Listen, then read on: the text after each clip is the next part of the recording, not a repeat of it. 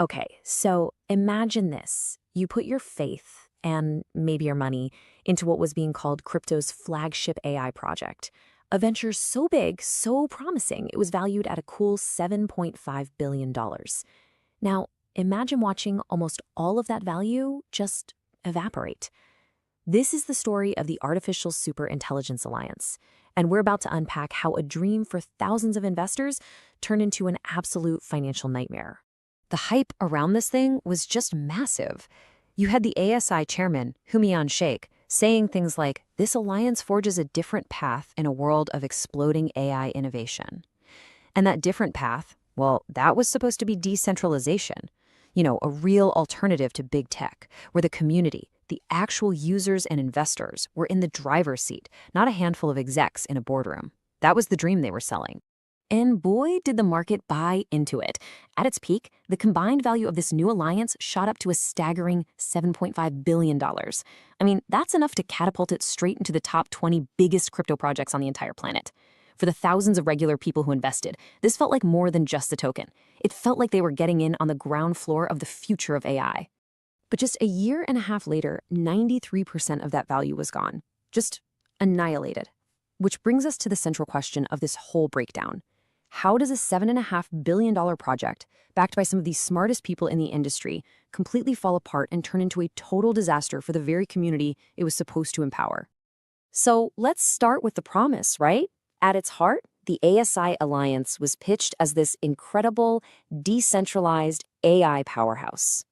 It was this big merger of three heavy hitters, and each one brought something special to the table.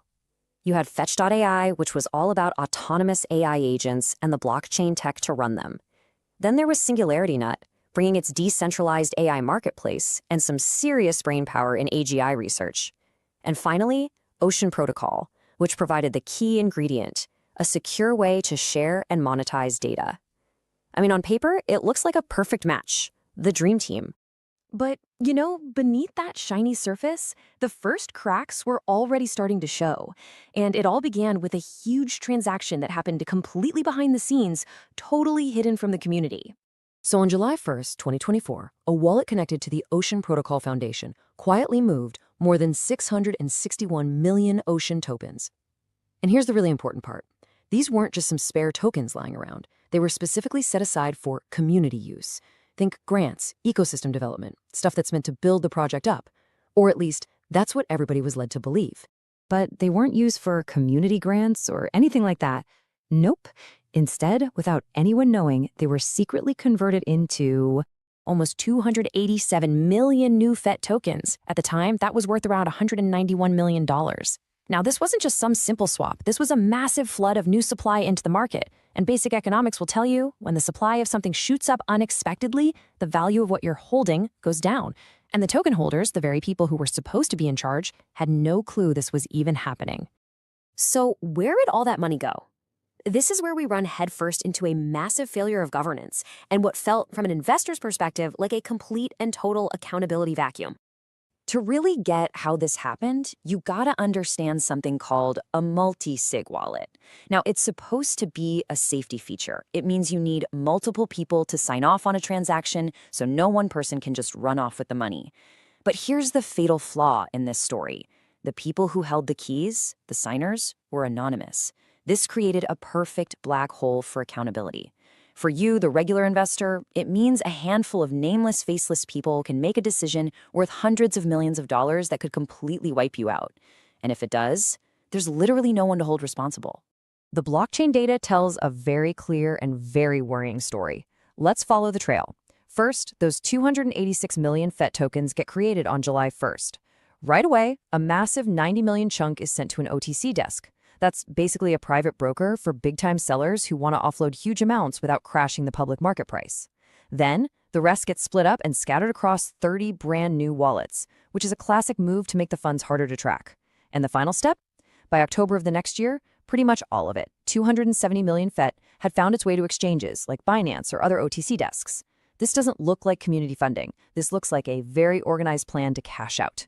For months, all of this was happening in the shadows. But then, in October 2025, the private disagreement just exploded into a full-on public meltdown. Just look at how quickly things fell apart. October 9th, Ocean Protocol just suddenly bails on the alliance. A week later, Fetch.ai CEO goes public, accusing them of a rug pull. 4 days after that, Binance, one of the biggest exchanges in the world, halts Ocean deposits. That's a massive red flag. Then someone offers a bounty to identify those anonymous signers, and by early November, the whole thing ends up in a class action lawsuit. A total public implosion in less than a month. And here it is. This is the bottom line for the average person who put their money into this vision. The FET token, which peaked near $3.50 right after the merger was announced, came crashing down to just 26 cents. That is a catastrophic 93% loss. Billions of dollars in value held by thousands of community members just gone. So what's the big lesson here? I mean, this is so much more than a squabble over tokens. It's really a $7 billion lesson in the giant gap between the promise of decentralization and its often really, really messy reality. This slide just nails the core of the problem, right? It's the huge gulf between what was promised and what was delivered.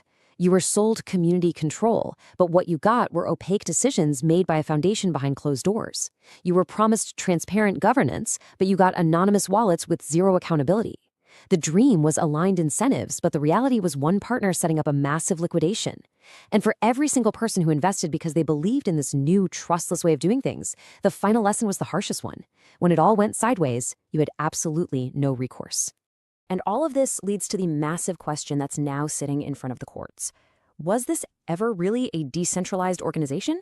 Or was it just a good old-fashioned company controlled by a small, unaccountable group of insiders, just dressed up in the language of crypto?